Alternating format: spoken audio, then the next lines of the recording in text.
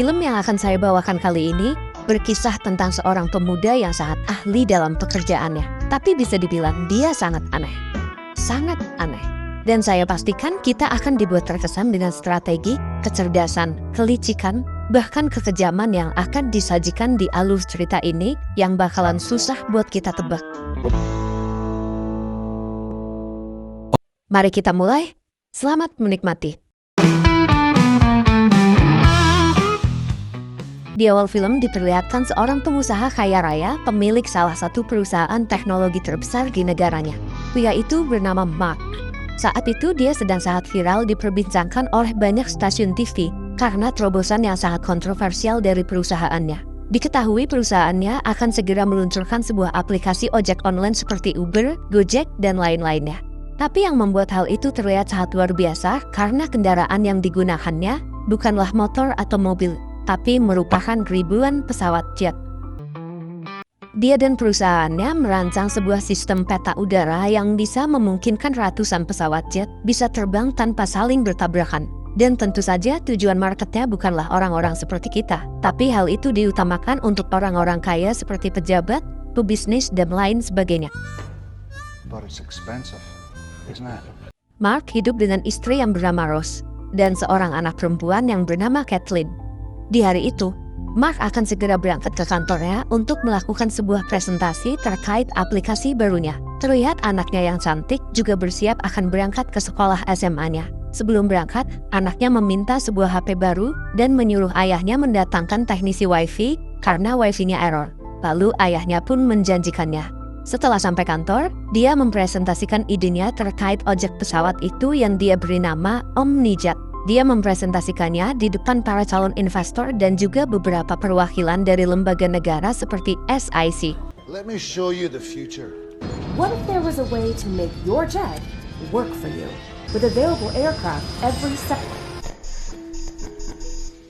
Dengan presentasi yang cukup meyakinkan di awal, tiba-tiba layar di sana mengalami gangguan. Lalu asistennya pun langsung ke belakang dan memanggil seorang teknisi IT untuk segera memperbaikinya.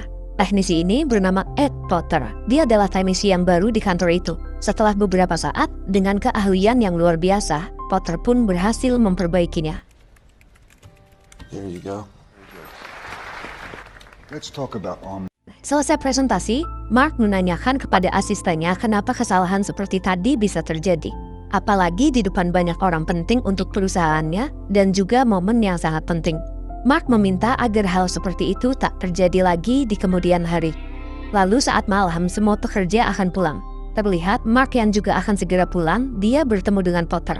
Mark pun menyampaikan rasa terima kasihnya perihal tadi siang. Dia juga menawari Potter agar datang ke rumahnya besok untuk makan siang sekalian minta tolong untuk membenarkan koneksi Wi-Fi yang sedang error di rumahnya.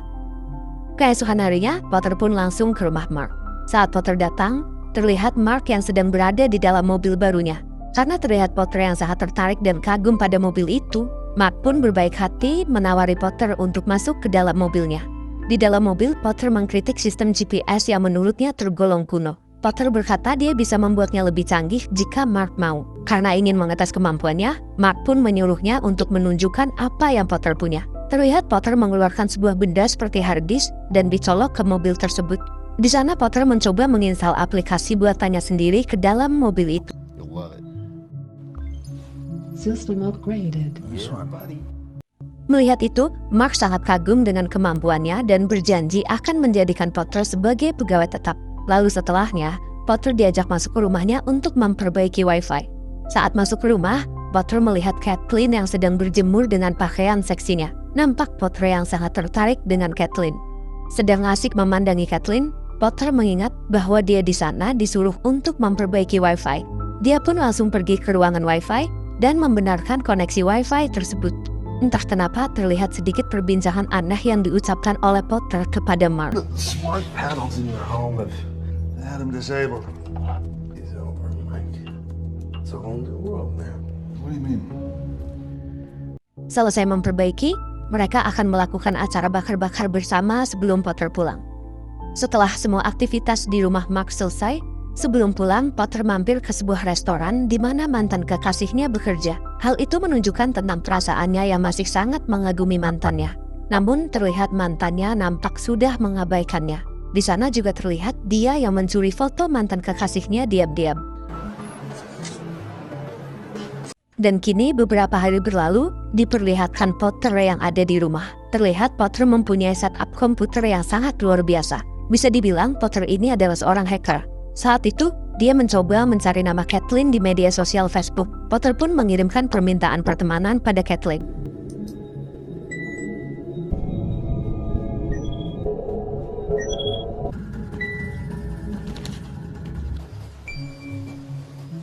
Dengan Caitlin yang menerima permintaan itu, mereka pun saling berbalas pesan layaknya orang baru berkenalan. Di sini memang terlihat Caitlin adalah remaja yang sangat friendly dalam menanggapi lawan jenis, atau mungkin Caitlin memang ada ketertarikan dengan Potter. Dalam chattingannya, Caitlin menceritakan bahwa di rumahnya sedang ada kumpulan keluarga yang sangat membosankan baginya. Dengan niat bercanda, Caitlin meminta Potter untuk menyelamatkannya dari situasi yang membosankan itu.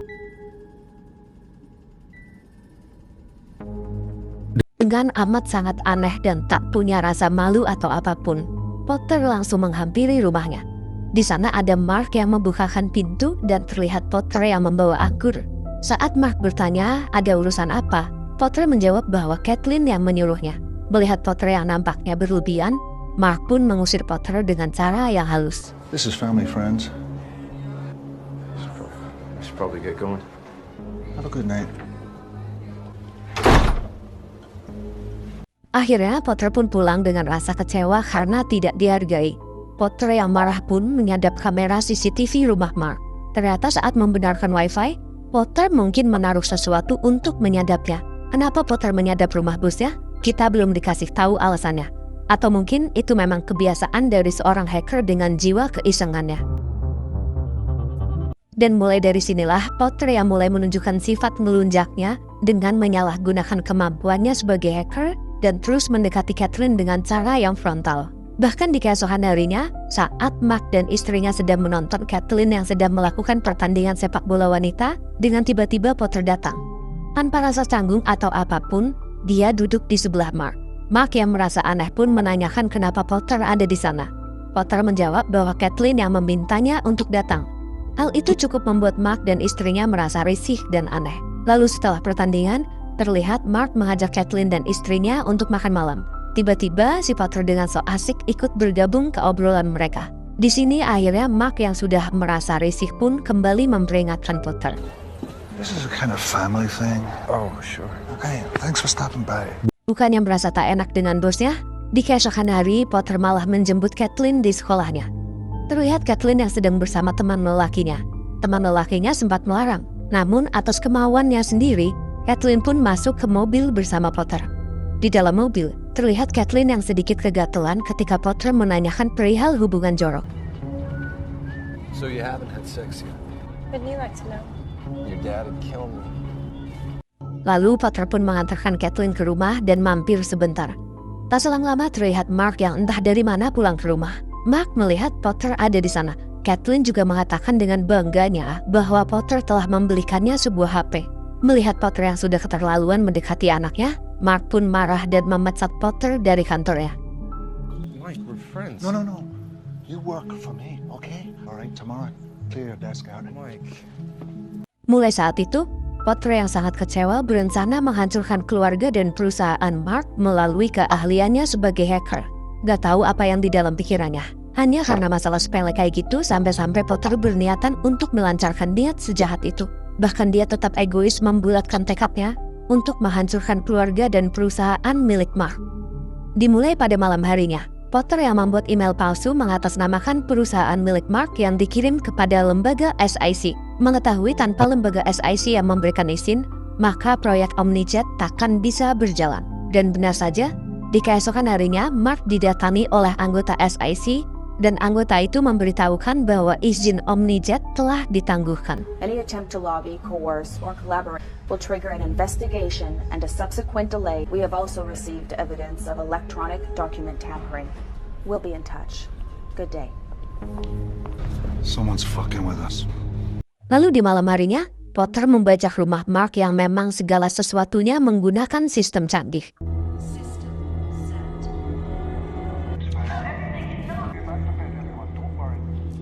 Belum selesai di situ, pagi hari saat Mark datang ke perusahaan, dia mendapat kabar bahwa semua calon investor mengundurkan diri karena mendapat email yang tak pantas dari perusahaan. Mark pun memanggil seorang teknisi untuk segera memperbaikinya.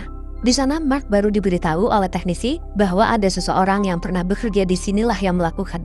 Dia menggunakan alamat IP untuk masuk ke semua akses. Di sini, Mark pun baru mengetahui bahwa Potter lah yang melakukannya.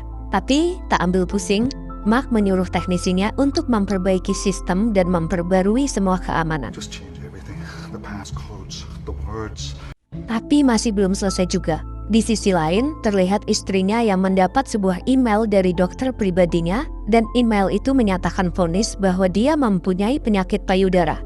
Dengan kabar itu, istrinya pun sangat terpukul dalam menjalani hidup dan seketika menangis.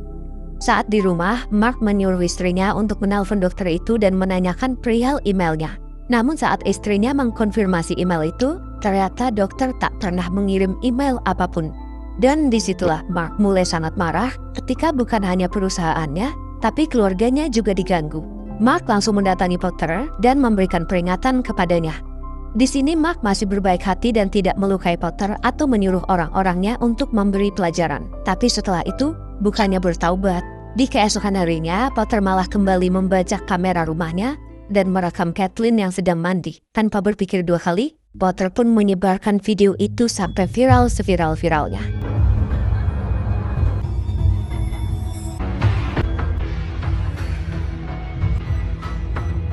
Dan tentunya hal itu mengakibatkan Kathleen menjadi bahan tertawaan di sekolahnya. Mungkin bagi pria-pria muda menjadi bahan col. Mengetahui itu, kini Mark benar-benar marah dan akan mendatangi Potter dengan segala emosinya. Tapi ternyata Potter masih belum selesai. Dia mengetahui Mark akan datang menggunakan mobilnya. Dan ternyata Potter juga sudah membajak mobilnya melewati instalan aplikasi yang dia masukkan saat pertama menunjukkan dan menginstal GPS pada mobil Mark. Let me guess. You're on your way? You fucking phoned me! Chat about darling little Caitlin, right, Daddy? You fucker! Little fucker!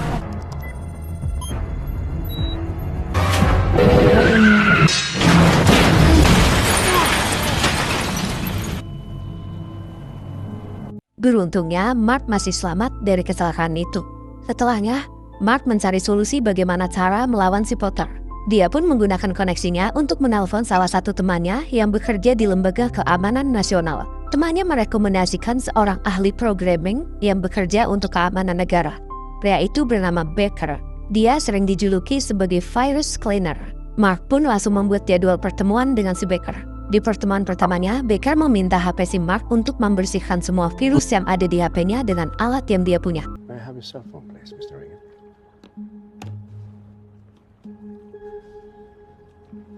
Setelahnya, mereka menuju ke rumah Mark.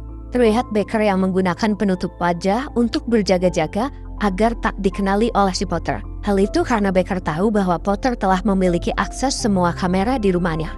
Jika Potter tak bisa melihat wajah Baker, maka Baker mempunyai keunggulan karena Potter tak bisa melacaknya.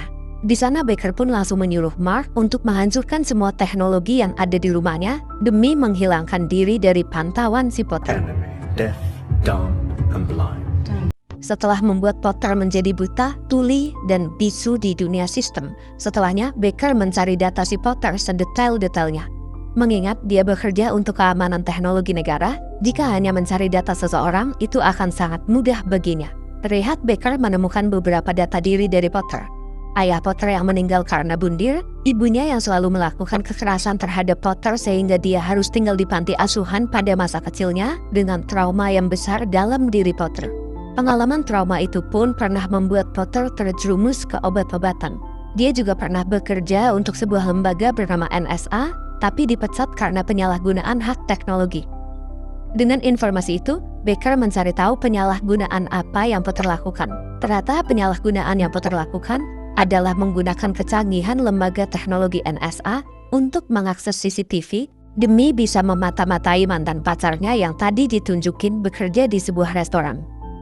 Melihat ada celah, sebuah rencana brilian pun muncul di kepala Baker.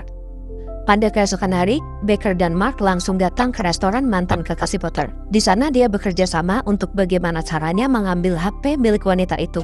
What time do you close tonight? So sorry.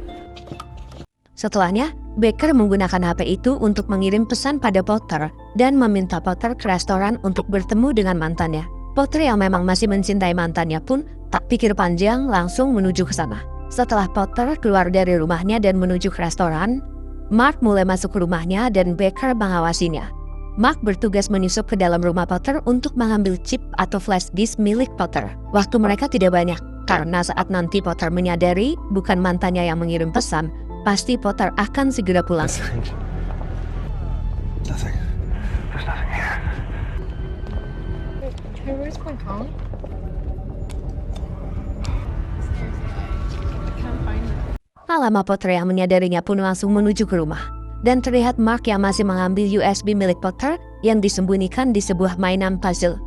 Karena mengetahui Mark yang nampaknya terjebak di dalam dan Potter yang memegang senjata, Baker pun berinisiatif memanggil polisi. Dengan waktu yang sangat tipis, beruntungnya Mark berhasil mengambil semua data USB milik Potter dan kembali ke mobil bersama Baker. Tak selang lama polisi datang dan menangkap Potter yang terlihat menggunakan senjata. Film pun selesai. Enggak, itu bercanda. Lanjut. Saat Potter dibawa ke kantor polisi, ternyata Potter menyatakan bahwa dia mempunyai izin atas pistol itu. Karena dulunya dia bekerja untuk lembaga negara yang bernama NSA. Tanpa mengecek keaslian data, polisi pun membiarkannya pulang. Saat di rumah, Potter merencanakan sesuatu dengan berpura-pura menelpon polisi dan melaporkan sebuah perampokan. Dia juga melukai diri sendiri untuk meyakinkan polisi soal perampokan itu. Di sisi lain terlihat Mark yang sedang berterima kasih kepada Baker atas bantuannya dan memberinya segepok uang. Lalu Mark segera pergi ke kantor polisi untuk menyerahkan USB data-data milik Potter sebagai barang bukti dan melaporkan kejahatan yang dilakukan oleh Potter. Tiba-tiba setelah dia menyerahkan flash disk, tanpa penjelasan apapun, Mark malah ditangkap oleh polisi dengan dugaan kasus perampokan.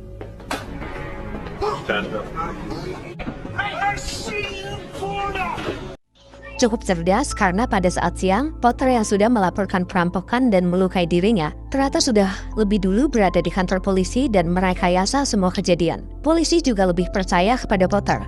Mengingat saat siang ditangkap, polisi itu mengetahui bahwa Potter bekerja di lembaga negara yaitu NSA, yang dimana polisi juga harus menjaganya secara diam-diam. Tanpa mengecek isi flash disk, polisi mengembalikannya kepada Potter. Potter pun pulang dan terlihat Mark yang harus ditahan untuk menjalani interogasi. Beruntungnya, beberapa waktu kemudian, akhirnya Mark bisa pulang dengan jaminan berkat bantuan si Baker. Kini, Mark pun bisa pulang. Namun saat dia sampai rumah, dia melihat anak istrinya yang sudah disandra dengan ikatan oleh si Potter. Dan bahkan seperti sudah dinikmati tubuhnya oleh Potter yang tak mengenakan baju, dan pakaian anak istrinya yang terlihat sangat berantakan seperti habis begituan. Dengan hati yang hancur, tubuh yang tak bertenaga melihat itu, Mark disuruh duduk oleh Potter. They look perfect, don't they? Oh, here we are, all together now.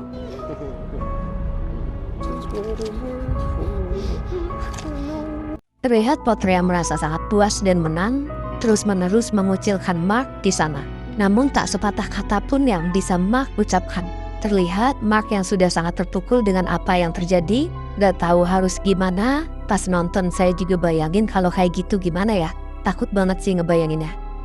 Setelah lama Mark tak merespon ajakan si Potter, terlihat Potter yang marah dengan Mark dan mengajaknya untuk bertarung duel secara jantan untuk menyelesaikan semua masalahnya. Mark pun bertarung dan beruntungnya Mark bisa melawan si Potter.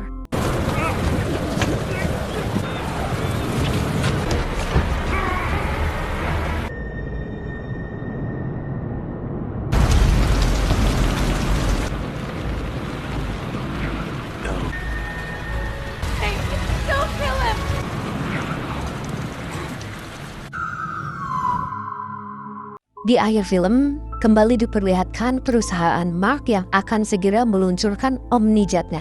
Film pun selesai. Setelah menonton ini, saya mendapat satu pertanyaan.